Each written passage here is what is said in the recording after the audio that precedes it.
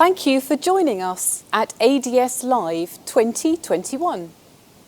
I'm Katherine Bennett, Senior Vice President at Airbus, and for the past 2 years I've had the honour of serving as ADS Vice President for Aerospace. We are now joined from the Department for Business by the Secretary of State for Business, Kwasi Kwarteng. Kwasi, over to you. Thank you very much, Katherine. It's really good to see you again.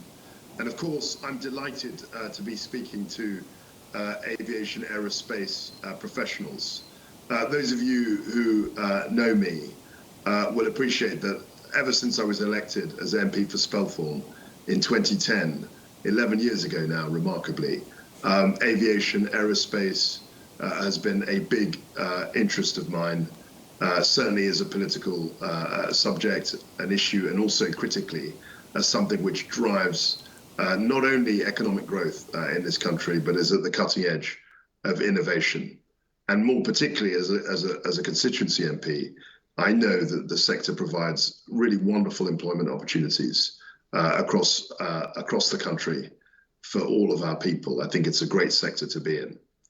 As Secretary of State, I just wanted to pick up on a remark that I think one of the last contributors made in the video, that he wanted, and I noted it down, that we have a more positive 2021, and I couldn't agree with that more. If we look at the last year, it's been a really difficult year for the sector. It's been a really difficult year for the country, but I think aviation, aerospace has really been very badly affected by the pandemic and by the fact that the global economy was effectively shut down for much of 2020. But I think that there are 3 good reasons why 2021 will be a much stronger year, in my view, than 2020. And I think these 3 reasons are all things which the sector can be supportive of, perhaps, but also glad that firstly, we've got a vaccine rollout that's been successful and actually promises that gives the prospect of reopening the economy in the summer, in June of this year.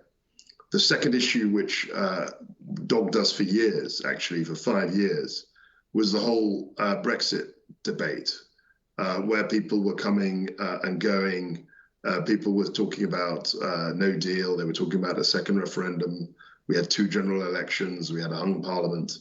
All of that, I think, has been put to an end, really, with the free trade agreement that we negotiated with the EU at the end of 2020. Now, that doesn't mean all the problems have gone away. There are still ongoing conversations, negotiations, shared ideas.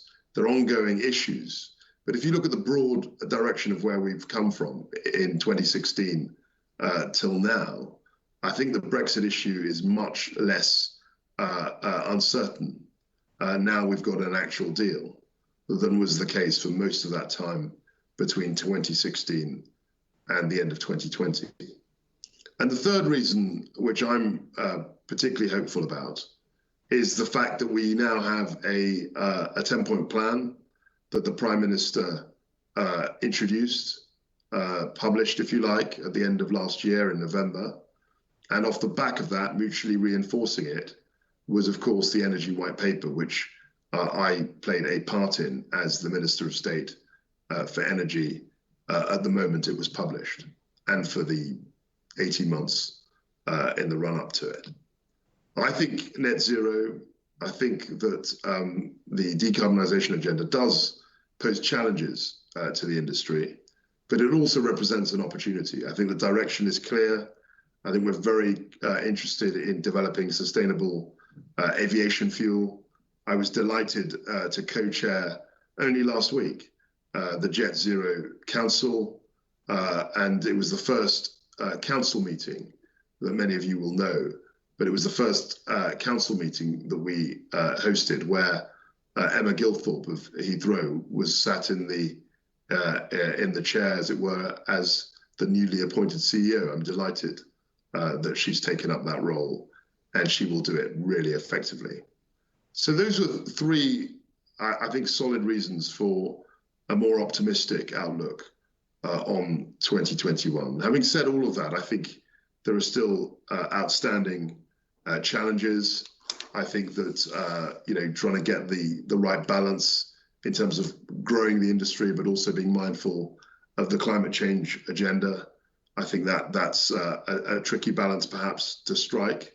But I'm sure that with the goodwill of many people around this virtual table in this virtual meeting, and also great effort from people, leaders like Katherine and others, I think we can get a very good rapport and come up with some really good solutions in terms of climate change. I think that the prospects for the UK broadly are very encouraging. I think we've got some great industries represented here, I suppose, most particularly in aviation.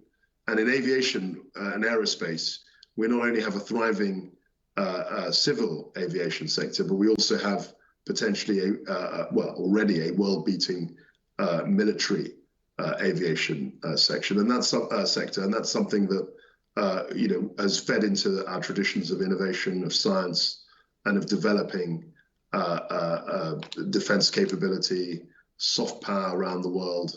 All of these things, diplomacy, economics, travel, all of these things combine to put us in a very good place, I think, as far as the aerospace industry is concerned. I've only been in post 2 months. Many of you I know, I've known for many years, either as an MP representing a constituency, as I've said, which has a real interest in aviation, but also in my capacity as an energy minister. I met a number of you, and I'm really, really pleased that as Secretary of State, I can play a small role in championing the sector, in making sure that aviation, aerospace, all those traditions are maintained, and that we can really drive a leadership role here in the UK, as well as leading the way, as we are, in the fight against climate change. I think it's a great opportunity. I'm really excited to be doing the job that I'm doing. And I look forward, actually, in the next few months, to meeting some of you, I'm sure, in forums such as this, or perhaps in smaller association, smaller venues, where we can exchange ideas about how we can really drive progress and innovation in this vitally important sector. Thank you very much. Thank you, Secretary of State. You mentioned the Prime Minister's 10-point plan, and obviously we as an industry are very keen to work with you and the rest of the government to help ensure the UK is a world leader. And I just wondered, any thoughts from you about how we can work together in the development of net zero aircraft technology? Look, I think there's a real opportunity for the sector to engage with the government. I mentioned the Jet Zero Council. I know a number of you are on it. And I think you should always feel that BEIS ministers, certainly myself, and officials are open to ideas as to how we can actually drive progress, as you say, Katherine, in this really important area. I think aerospace sits across two really important strategic objectives of mine here in BEIS. The first, obviously, is the net zero agenda, and you will remember that I think it was the 7th of the Prime Minister's plans, the 6th actually, that related directly to not only aerospace but also maritime, getting clean fuel for ships. That was squarely addressed in the Prime Minister's plan, and I'm really hopeful that we can share ideas and that you can engage as you have done in the past with the government on this new agenda. Thank you. I mean, you just mentioned maritime, and of course this week's been a big week on with the defence reviews, and we're just interested, many of our members are interested in public procurement and national security and investment, and wonder if you could talk a bit about your role in enabling investment in all of these sectors through the reforms that your department are helping lead. So I think that one thing that we've done in government over the last 18 months, 2 years, is really point the way, I think, on net zero. So when I look back to July 2019, when I was appointed Energy Minister, we'd only just passed the net zero bill, the net zero carbon emissions bill in June 2019. So it was about 3 weeks old, that piece of legislation. What we did in 18 months was that we really put flesh on the bones of the 10-point plan. We published, as I said, an energy white paper. And what those documents did was really point the way in terms of our ambition and in terms of what we want to achieve. And I think investors, particularly the energy sector as well, really appreciated that. What I want to do in the next few months is really publish an innovation strategy, which by analogy will have a number of missions and will adopt an approach or outline an approach to innovation.